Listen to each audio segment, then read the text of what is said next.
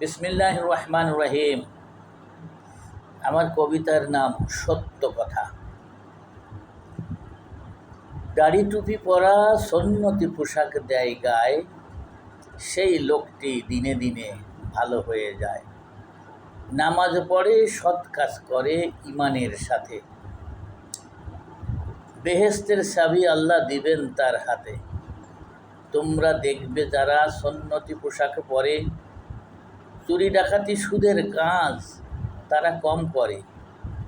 কোরআনের পাখিরা মেয়েদের দেয় না কখনো শীষ, পার্কে ময়দানে প্রকাশ্য দেয় না কারো কিস।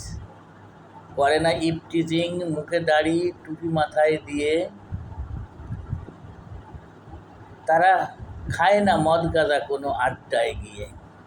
সন্ন্যতি পোশাকে যে ছাত্ররা মাদ্রাসায় যায়, তাকে দেখিনি রাস্তায় দাঁড়িয়ে সিগারেট খায়। কত শত লোক দেখো যায় নিষিদ্ধ পাড়ায়, কখনো যায় না সেখানে মুক্তি বা মোল্লায়। হুজুর সবার লাগে, জন্ম মৃত্যু আর বিয়েতে, কখনো মৃত্যুর আগে শেষ তওবা পড়াতে। হে নারী, কেন শরীর দেখিয়ে পোশাক পরেন? তিনি জানে না অজান্তে ধর্ষণের আমন্ত্রণ করেন। হে পুরুষ, হাফ প্যান্ট নয় পোশাকে হাঁটু ডাকো, টাকায় কিনে পোশাকে কেন নাভি খোলা রাখো।